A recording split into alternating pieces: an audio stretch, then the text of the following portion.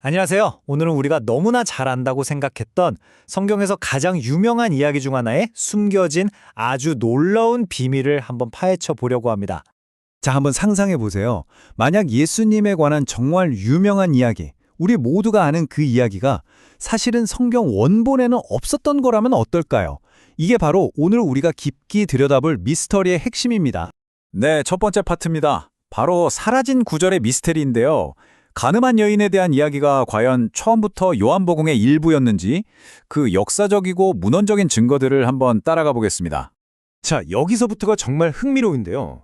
우리가 가진 가장 오래되고 가장 신뢰할 만한 요한복음의 자료들을 쫙 살펴보잖아요. 그럼 이 이야기가 거의 안 나와요. 진짜로요. 대부분의 초기 그리스어 사본에도 없고 시리아어나 콥트어로 번역된 초기 성경에도 없고요.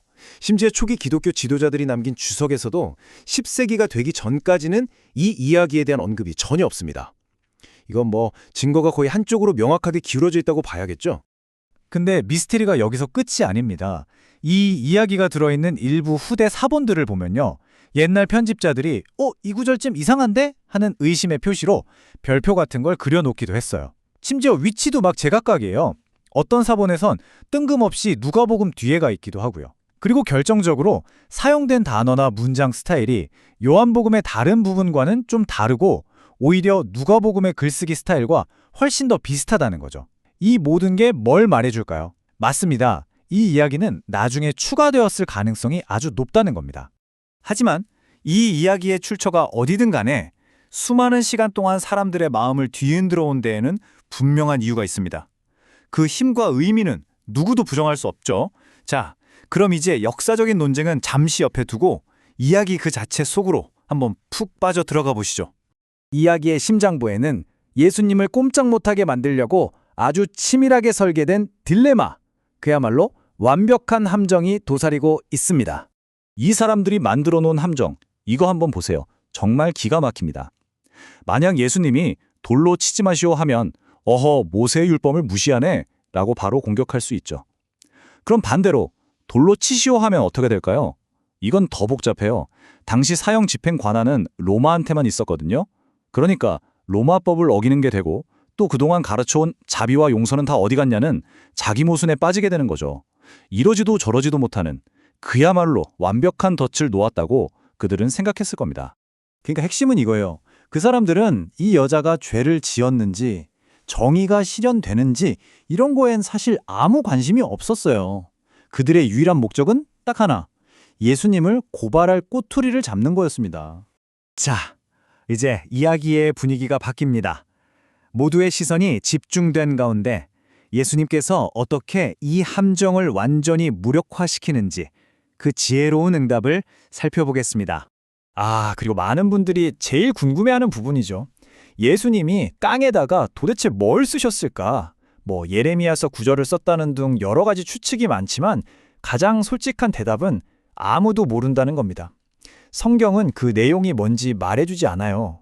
아마 그 내용보다도 그 행동 자체가 더 중요했기 때문이 아닐까요?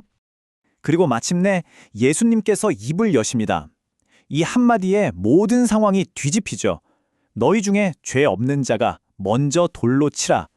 와, 이건 법적인 논쟁을 순식간에 각자 내면의 양심에 대한 문제로 바꿔버린 거예요.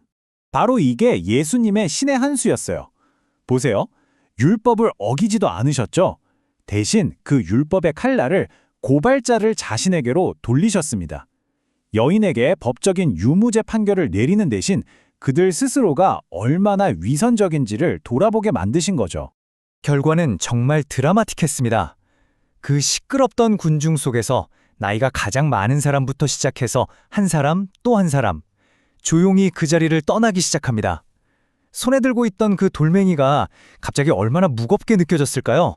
마침내 그 여자와 단둘이 남았을 때 예수님은 이렇게 말씀하십니다. 나도 너를 정죄하지 않는다. 이건 그냥 죄를 눈 감아줄게 이게 아니에요. 놀라운 자비를 베푸는 동시에 가서 다시는 죄를 짓지 말라는 변화의 길을 열어주시는 거죠. 정말 깊고 완전한 용서입니다.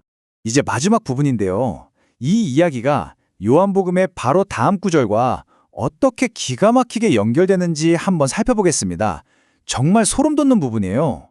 자, 만약에 우리가 방금 다룬 이 가늠한 여인 이야기, 그러니까 요한복음 7장 53절부터 8장 11절까지를 싹 드러낸다고 생각해 보세요. 그럼 7장 52절 바로 다음에 8장 12절이 이어지게 됩니다. 그리고 그 8장 12절이 바로 이 유명한 선언입니다.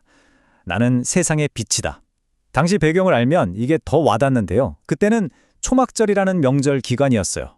밤이 되면 예루살렘 성전에 거대한 등불을 펴서 온 도시를 밝혔거든요. 바로 그 빛 앞에서 예수님께서 선언하신 겁니다. 저건 그냥 불빛이지만 내가 진짜 세상의 빛이라고요. 바로 이 지점에서 모든 퍼즐이 맞춰집니다.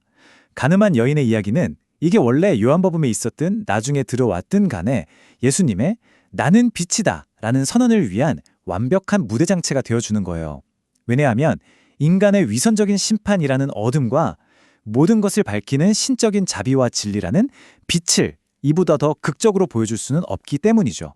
자, 그렇다면 이 모든 이야기를 통해 오늘 우리가 가슴에 새겨야 할 교훈은 과연 무엇일까요? 이 이야기는 그 역사적인 배경을 떠나서 우리에게 정말 중요한 진리들을 가르쳐 줍니다. 다른 사람에게 손가락질하기 전에 먼저 나 자신을 돌아보게 하고요. 쏟아지는 비난을 지혜로 맞서는 법을 보여주죠. 그리고 단순한 용서를 넘어서 새로운 삶으로 우리를 초대하는 그 자비가 얼마나 아름다운지, 또 가장 근본적으로는 우리 중 그 누구도 다른 사람에게 돌을 던질 자격이 없다는 사실을 아주 강렬하게 깨닫게 해줍니다. 그래서 이 이야기는 그냥 2000년 전에 있었던 옛날 이야기가 아닌 거예요. 지금 바로 오늘을 살아가는 우리 각자에게 던져지는 질문인 거죠. 우리가 다른 사람을 바라볼 때, 또 우리 자신을 성찰할 때 여러분의 손에는 지금 무엇이 들려 있나요? 심판의 돌멩이인가요? 아니면 자비의 빛인가요?